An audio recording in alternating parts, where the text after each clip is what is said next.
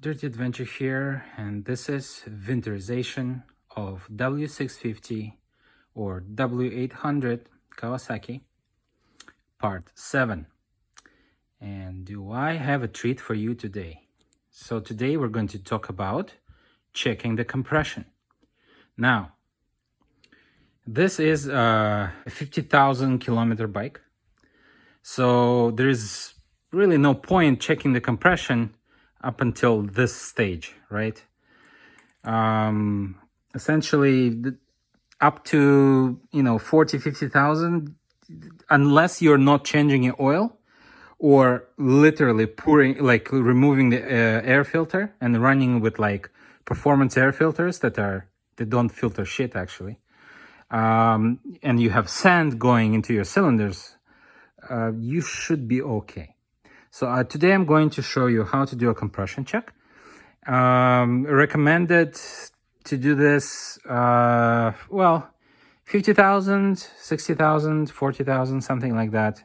Or if you feel that something's terribly wrong and you don't have any power and you cannot explain why you don't have any power by any other means.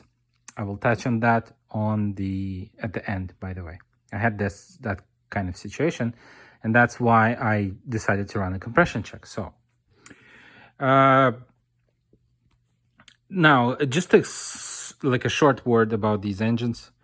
I've heard that some of these engines they're so reliable and they're so under stressed that they can run up to 200,000 kilometers without any kind of major work. If you take care of this engine, right, and if you change the oil at the appropriate intervals, and you change the air filters, and you put the right oil in, don't just put any kind of oil in, just use the right oil for your circumstances, so in your atmospheric conditions, you should be okay. So in any case, if you want to check the compression, here's what you need to do. So first of all, you remove the seat. I have it all removed because I'm working on the bike and doing the winterization, so I removed it a long time ago. And so you remove the tank too. Why? Because you really need to, you need to reach, the coil area and to take out the spark plugs and stuff like that. So you need to remove the tank. How to remove the tank, I showed you in my first video, so it's not a big deal. Now, step number 1. What do you really need for this job? Now, it turns out that you don't really need much. What you do need is a compression checker tool, right? You can pick these up on AliExpress or Amazon fairly easily. You just search for compression check tool and you'll find it.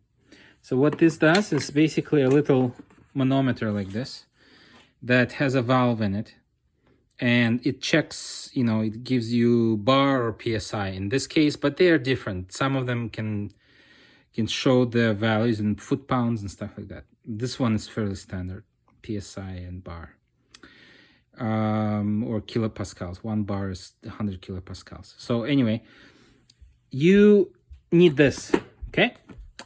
Pick this up. You will need this for your car as well. Might as well keep it. They're not expensive.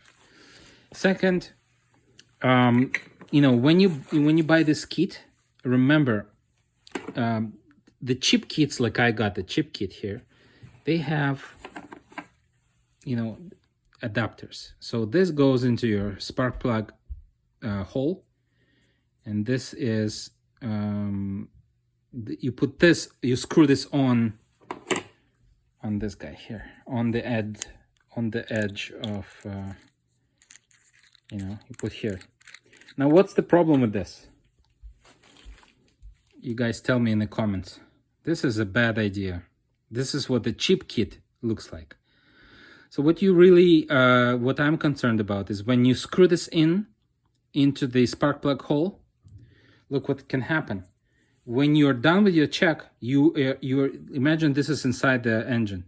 When you're done with your check, you start unscrewing it, right? And what happens is you start unscrewing you rotate the cable like this, right? You rotate the cable, and if you don't screw this tightly enough, what can happen is this part can be stuck inside.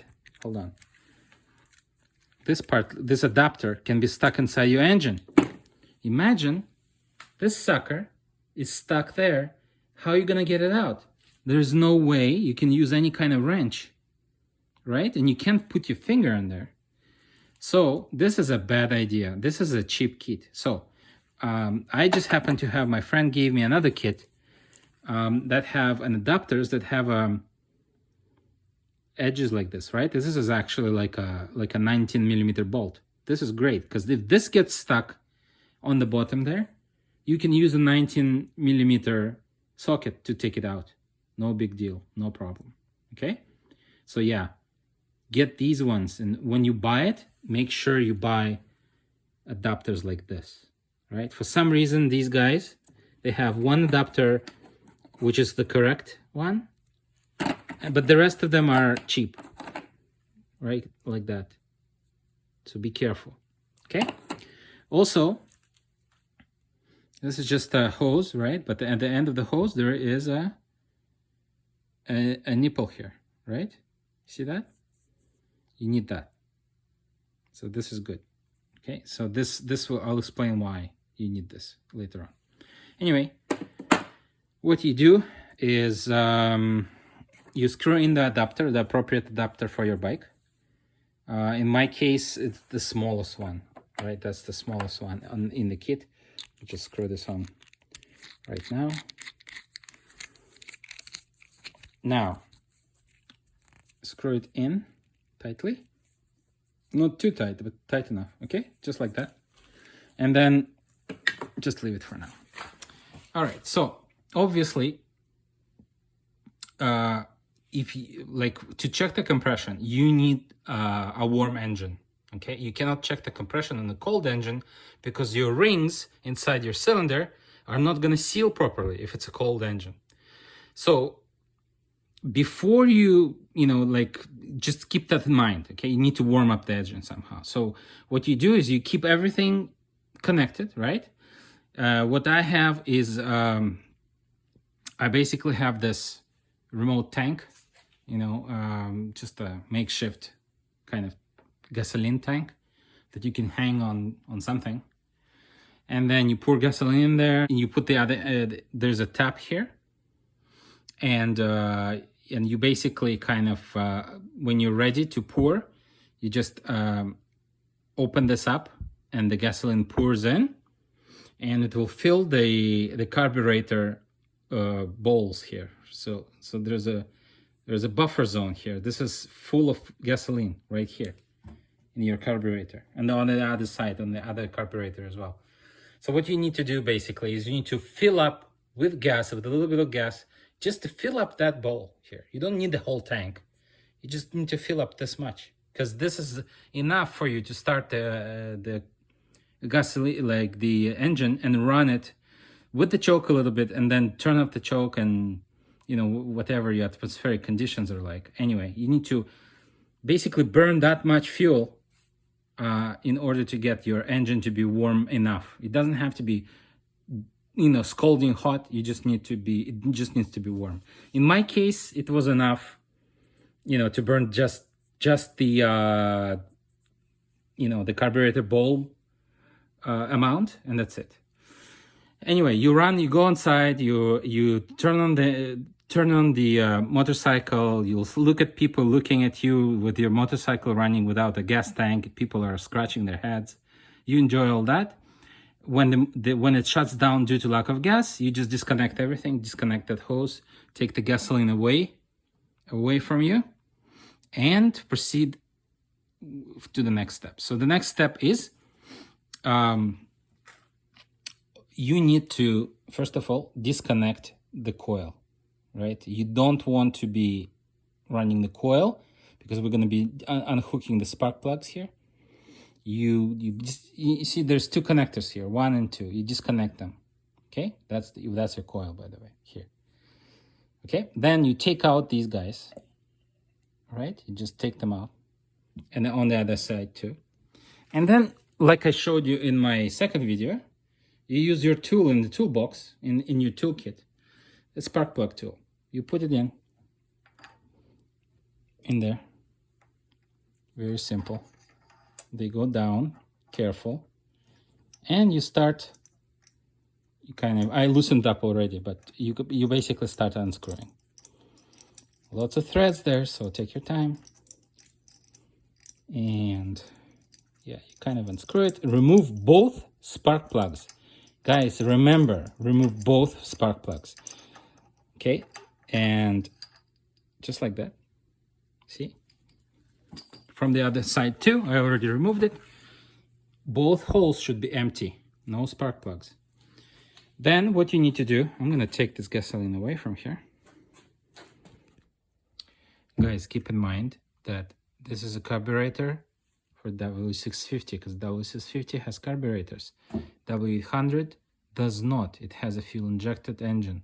So you will have basically your throttle bodies here instead of a carburetor. That means you gotta keep the gasoline makeshift fuel tank connected in order to run the engine, okay? To warm it up. If you want to warm it up without the full, without the tank, you keep that connected. Otherwise, because in the throttle bodies, in the fuel injected bikes, you have no buffer zone. You have no gas in the throttle body. Okay, just keep that in mind for W800s. To warm up, just keep the gas on, from a little bottle. All right, so the next, remember that vacuum hose? This is for 650. It's for W650. There's a vacuum hose that goes to the petcock from the fuel tank. You put the bolt in it. Literally screwed in a little bit, just a bit, just to block it off. Otherwise, you'll have no vacuum essentially. So anyway, this is important for when you run the engine, if you without in the fuel tank, right? If you kind of run the engine, and the engine is warm, you don't, just forget about this. Basically, this is just to run the carbureted bike. You need to plug in that hole. Okay. Anyway, assuming that the engine is warm, everything's fine, you disconnect it to the spark plugs. You literally disconnected the coil, just like that. Took it out. It's just electrical connector. On the other side too, there's two connectors there. Okay, so coil is not connected. This is great. There's no high voltage running here. You're ready for the test. So what you need to do is super simple. Take this manometer and you plug it in. Just give me a sec. So there is this, all the pneumatic tools, air tools have this connector, right? So I have phone in my arm. So you kind of pull it back, and then you touch it. Yeah, just like that, right? Like an air tool, okay? And then you can screw it in. You put that, make sure the adapter is correct for your bike, right? You tightly pull it in, and then you screw it in. You put it in, let's say, in this case, we're putting it inside cylinder number 1. And you kind of rotate it with your finger. In the past, actually, I actually kind of disconnected the dial, and just so it's easier to screw it in. Okay, so once you kind of screw it in, just don't overdo it, right? You just lightly make sure it's screwed in there lightly. Okay, so here it is. So everything's ready. The needle goes to 0, right? And you kind of press this. This is a release valve. So what you need to do is you turn on the ignition. Okay.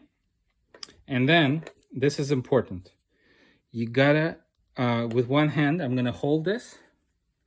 And with the other hand, I'm gonna operate the throttle and the starter button, right? Now, keep in mind, guys, this is another good point. Your battery needs to be full, and I mean full. Okay, so charge it up before you attempt this. Your battery needs to have full power, because we're gonna crank the engine essentially, without fuel, and we have to crank the engine, and your starter needs to have all the power it can have in order to rotate the engine and generate maximum compression, right? So yeah, charge the battery before you even do all of this stuff, right? So another note for 650, let's say your battery is, there's no time to charge your battery, you can kick, right? You can kick, but you need to kick a lot, and I'll explain you why. Because when you kick or when you use the starter button, you need cylinders to go top dead center like at least 5 times. So you need to turn over the engine through all the 4 cycles 5 times. That means that you have 4 cycles in each attempt to reach top dead center. So you need 20 times to kick in order to make one sample. Okay, so it's a bit extreme, so I prefer to use the battery. So anyway, what you need to do is you hold it with your hand, and then the other hand goes on, and you need to open the throttle completely, and I'm talking completely. And then you start pressing the starter button, okay? And then you hold the starter button, and then you watch the needle go up. Let me just and then when the needle stops, that's your maximum compression. Okay, so look at this. Throttle fully on, pressing the button and holding the button. Look at this.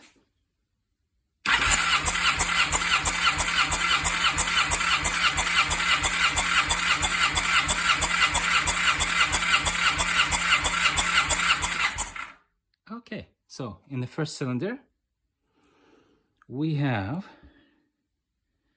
160. Yeah, about 160. So it's actually a little bit more. Okay, I'm gonna shut off the ignition. My battery was more full, so it had more power. I had 165 actually in cylinder 1. And so you do the same thing, the same test on the other cylinder, and I had approximately the same amount on the other cylinder too. So it's super simple, as you can see. Now this, right? So you have 160 psi or 11 bar. So before you unscrew everything, you press that valve here. Okay, and that makes a farting sound, and that's great.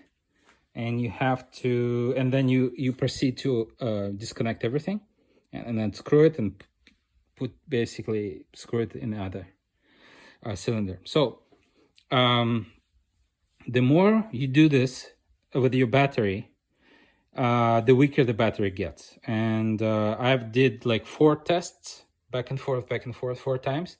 And my battery already lost some of the power, so it went up to 160 now, but I actually have 165 on both PSI. So what does this test just illustrated? Look, I have 49, almost 50,000 kilometer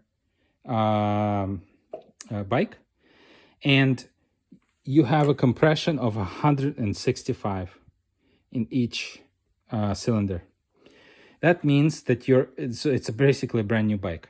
There is no compression problems here at all, because according to the manual, the usable range of this motor is to have compression ratio from, if you're using the battery method, it's from 119 psi to 169 psi.